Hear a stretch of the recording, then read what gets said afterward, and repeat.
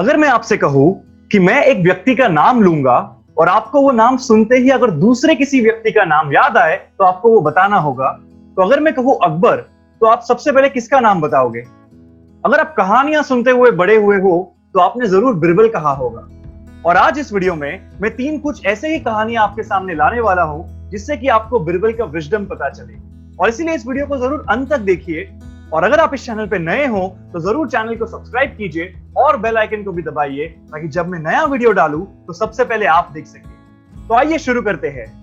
तो नमस्ते दोस्तों, मैं हूं कॉन्फिडेंस कोच अभय वलसनकर और मैं आपका स्वागत करता हूं विजडम वेडनेसडेज में, जहां पे हर वेडनेसडे में लेके आता हूं ऐसा एक वीडियो जिससे कि हम विजडम के बारे में और सीख सके। और आज मैं बताने वाला हूं बिरबल की 3 ऐसी कहानियां जिससे कि उसकी चतुराई, उसका इंटेलिजेंस और उसका विजडम हम बेहतर समझ सके। तो आइए शुरू करते हैं। So while we were growing up, हमने जरूर बहुत सारी कहानियां सुनी होगी अकबर बिरबल के बारे में, बट क्या आप जानते हैं कि पहली बार बिरबल अकबर से कब मिले? एक बार अकबर अपने साथियों के साथ हंटिंग के लिए जंगल में चले गए। दिन भर शिकार करते करते शाम हो गई और अब वो रास्ता भूल गए थे और इसीलिए वो जंगल के बीचों बीच ही अटक गए। उसी टाइम पे एक नौजवान वहां से गुजर रहा था। तो अकबर ने उस नौजवान से पूछा, क्या ये रास्ता आगरा जाएगा? तो उस नौजवान ने मुस्कुराते हुए कहा, हुजूर, रास्ते कहीं नहीं जाते, रास्ते यही होते हैं, आप उसके ऊपर से चले जाते हो। और ये सुनकर अकबर मुस्कुराया और उसने उस नौजवान से अपना नाम पूछा। तो उस आदमी ने कहा कि मेरा नाम है महेश दास और आपका क्या नाम है? तो जैसे ही उस नौजवान ने अकबर से पूछा कि आपका क्या नाम है, अकबर ने कहा, मैं हूं हिंदुस्तान का राजा, राजा अकबर। और उसी वक्त अकबर को रियलाइज हुआ कि इस नौजवान ने बिना डरे मुझसे बात की और इसीलिए बख्शिश के तौर पर उन्होंने अपनी रिंग निकालकर महेश दास को दे दी और वो आगे जाके बन गए बिरबल। तो इस तरीके से मुलाकात हुई थी पहली बार बिरबल और अकबर की। तो आइए देखते हैं पहली कहानी जो मैं आज आपको बताने वाला हूं। एक बार 2 नेबर्स थे, इकबाल और वसीम। तो इकबाल के पास एक बहुत बड़ा कुआं था, एक वेल थी, और वसीम उसमें से हमेशा पानी लेता था। तो कुछ ही सालों में फिर वसीम ने सोचा कि क्यों ना मैं इकबाल से ये वेल खरीद लूं, क्योंकि मैं एक फार्मर हूं और मुझे हर वक्त पानी की जरूरत होती है, तो इरिगेशन के लिए मुझे इस वेल की जरूरत होगी। तो उसने और इकबाल ने एक एग्रीमेंट बना दिया जिससे कि वो उस वेल को खरीद ले। और एग्रीमेंट के हिसाब से सारे लेन देन पूरे हो गए और वो वेल अब वसीम की हो गई। मगर वसीम ने ये देखा कि वो एग्रीमेंट होने के बावजूद इकबाल फिर भी उसी वेल से पानी निकाल रहा था और इसीलिए इस समस्या का समाधान पाने के लिए वो चले गए अकबर के पास। अब जैसे ही अकबर के कोर्ट में वो चले गए तो अकबर ने ये सारी बातें सुन ली और उन्होंने बिरबल को बुलाया इस समस्या का सलूशन देने के लिए। तो बिरबल वहां पे आए और उन्होंने इकबाल से पूछा, पहले कहिए क्या हुआ है? तो इकबाल ने कहा, देखिए, इन्होंने मेरी वेल खरीदी है मगर उसमें जो पानी है वो तो अभी भी मेरा ही है, तो फिर मैं जब चाहे उसे ले सकता हूं, क्योंकि एग्रीमेंट में ऐसा कहीं भी नहीं लिखा है कि वो पानी भी मैंने उसे बेचा है, तो फिर क्या प्रॉब्लम है? अब बिरबल तो था बड़ा चतुर, तो उसने जैसे ही ये सुना उसने इकबाल से कहा, अच्छा तो ठीक है, इसका मतलब जो वेल है वो भले वसीम ने खरीदा हो, उसके अंदर का पानी तुम्हारा है, इसका मतलब तुम तुम्हारा पानी वसीम के वेल में रख रहे हो, इसका मतलब क्या तुम उसे रेंट भी दे रहे हो? और जैसे ही ये बात इकबाल ने सोची कि अरे मुझे रेंट देना होगा पानी के लिए, उसे रियलाइज हुआ कि उसकी गलती क्या थी और फिर उसने उसमें से पानी लेना बंद कर दिया। और ये थी पहली कहानी जो मैं चाहता हूं कि आप समझे कि अगर आप किसी चीज में गैप ढूंढते हो, किसी चीज में लूपहोल ढूंढते हो ताकि आप उसमें से प्रॉफिट कमा सको, तो always remember this moral that if there is someone who finds the gap then there is someone who fills that gap. हमेशा याद रखिए। तो अगर कोई एक ऐसा इंसान है जो किसी चीज में गैप ढूंढता है, लूपहोल ढूंढता है, तो उसको काउंटर करने के लिए ऐसा इंसान जरूर बना है जो उस गैप को फिल करता है। तो आइए देखते हैं second story for the day. तो एक बार राजा अकबर ने बिरबल को दूसरे गांव में भेजा अपने किंगडम का एम्बेसडर बनाकर। तो जैसे ही ये बात दूसरे गांव में पता चली कि बिरबल आने वाले हैं, उस गांव में बिरबल के बारे में पहले से ही पता था। उनके इंटेलिजेंस और उनके विजडम की कहानियां सब जगह फैल चुकी थी। तो इसीलिए वहां के राजा ने यह सोचा कि क्यों ना हम बिरबल का इंटेलिजेंस टेस्ट करें। और इसीलिए उस राजा ने यह सोचा कि जिस दिन बिरबल यहाँ पे आएंगे हम सभी लोग राजा के कपड़े ही पहनेंगे। तो देखते हैं क्या बिरबल पहचान पाता है कि असली राजा कौन है और बाकी प्रजा कौन है। तो फिर आ गया वो दिन जिस दिन बिरबल उस किंगडम में पहुंच गया। अब जैसे ही बिरबल ने पैर रखा किंगडम के अंदर, उसने देखा कि लगभग 50 लोग सामने खड़े थे और सभी लोग राजा के ड्रेस में ही थे। तो ये देखकर बिरबल थोड़ा सोचने लगा कि ये जरूर मेरे इंटेलिजेंस का टेस्ट लेना चाहते हैं। तो कुछ देर तक सभी लोगों को ऑब्जर्व करने के बाद बिरबल धीरे धीरे अपने कदम आगे बढ़ाते चले गए।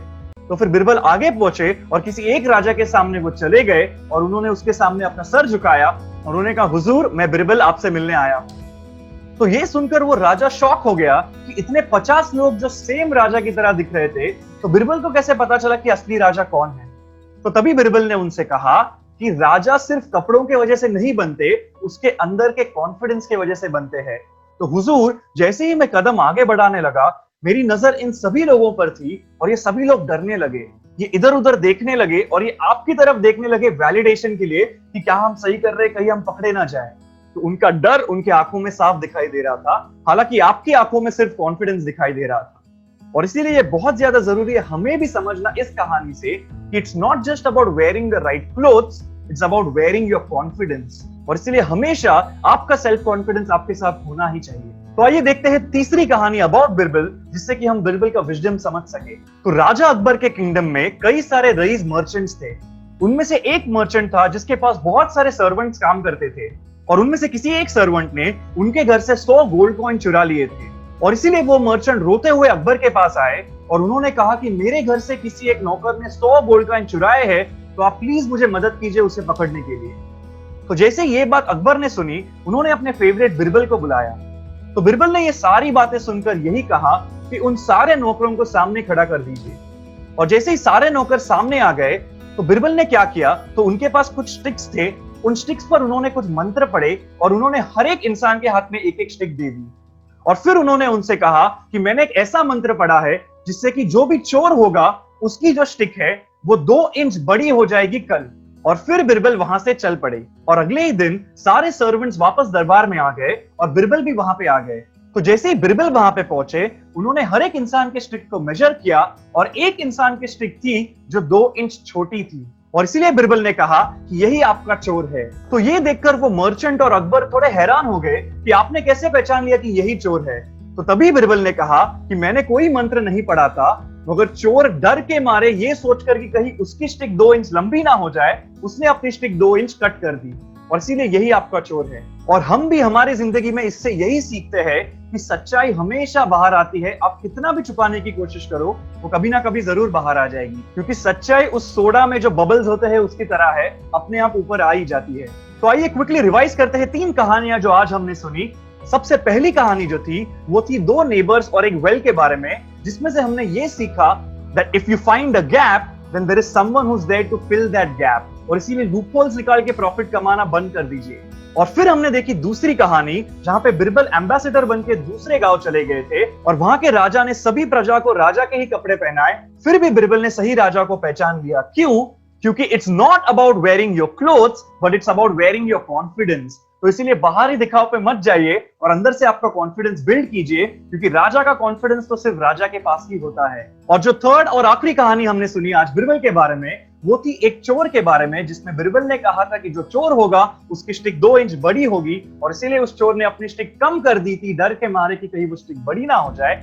और इसीलिए इससे हम यही सीखते हैं कि जो ट्रुथ है, जो सच्चाई है, वो हमेशा बाहर आ ही जाएगी कहीं ना कहीं, किसी ना किसी तरीके से। और इसीलिए हमेशा सच बोलिए।